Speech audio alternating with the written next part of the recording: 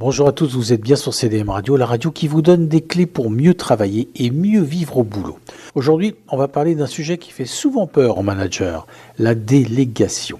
Olivier Cacheur, notre spécialiste en organisation du travail, est là pour nous expliquer comment déléguer sans se rater. Bonjour Olivier. Bonjour Gilles.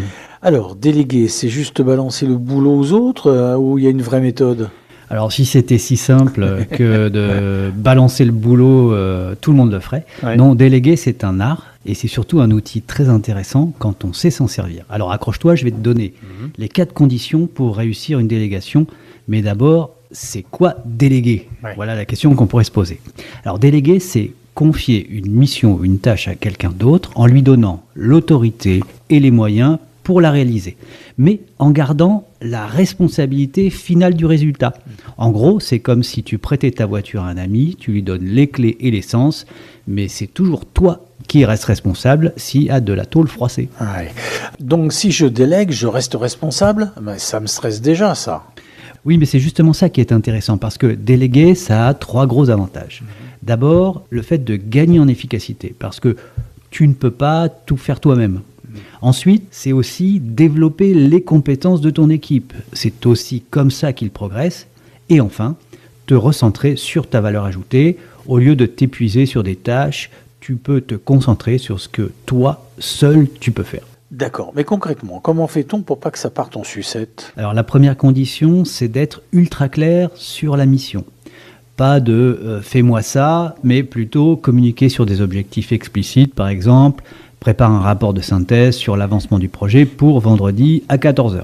Aussi des instructions complètes. Voici les données à utiliser ou voici le format. Et surtout un cadre bien défini. Par exemple, tu peux consulter le service financier si besoin, mais ne dépasse pas le budget alloué. D'accord. Donc, pas de débrouille-toi, mais un vrai brief précis. Exactement. Par exemple, si tu dis à un collègue, occupe-toi de l'événement client. Ça reste flou. Mais si tu précises, organise un cocktail pour 20 personnes avec un budget de 1 000 €, avec une animation musicale et envoie-moi le planning d'ici mercredi, là, c'est quand même beaucoup plus clair. Deuxième condition qu'il faut tenir, c'est vérifier que la personne a les compétences pour réussir. Ça veut dire un accès aux outils, tu as bien le logiciel, tu sais bien t'en servir, des connaissances techniques, tu maîtrises le processus qui est demandé, et des compétences comportementales. Tu te sens à l'aise, par exemple, pour gérer le client. D'accord. Et si la personne n'a pas de compétences ?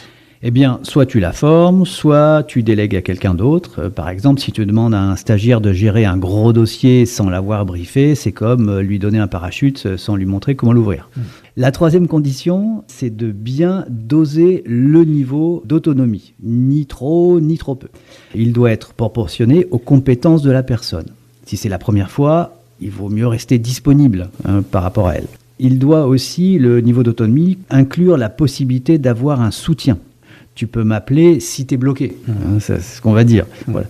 Et bien sûr, une liberté d'action adaptée aux contraintes. Tu peux choisir le prestataire, mais reste dans le budget. Donc, c'est comme quand tu fais de la conduite accompagnée avec ton ado. Tu lui laisses le volant, mais tu gardes le contrôle sur le frein. Exactement. Par exemple, si tu délègues l'organisation d'une réunion, tu peux dire, tu choisis le lieu, mais valide avec moi avant de réserver. Voilà. Dernière condition, c'est le suivi. Pas pour contrôler, mais pour aider et ajuster. Donc le suivi doit être valorisant. Donc on va renvoyer la personne, par exemple, super, ouais, t'as bien avancé. Il doit être proportionné, faire des points réguliers, mais pas trop. Constructif, en disant, par exemple, là, tu peux améliorer ça, ou tu veux qu'on en parle, voilà. Et puis, programmer, pour ne pas avoir de surprise. Alors, on programme, on dit, par exemple, on va faire un point vendredi à 16h. Donc, c'est comme un GPS, tu vérifies que tu es sur la bonne route, mais tu laisses conduire. Tout à fait. Par exemple, si tu délègues un projet, tu peux dire, on fait un point chaque lundi à 10h, pour voir où tu en es. Donc déléguer, ce n'est pas abandonner, c'est confier des actions avec méthode. Avec ces 4 conditions, clarté, compétence, autonomie et suivi, tu multiplies tes chances de réussite. Et le plus beau, plus tu délègues bien, plus ton équipe grandit. Et plus toi, tu peux te concentrer sur l'essentiel. Donc en résumé, déléguer, c'est un investissement sur l'avenir.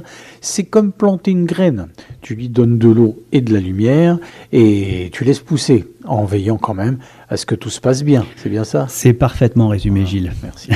Alors, à vous de jouer maintenant. Quelle tâche allez-vous déléguer cette semaine? Et n'oubliez pas, une bonne délégation, c'est comme un voyage que l'on veut réussir. Ça se prépare.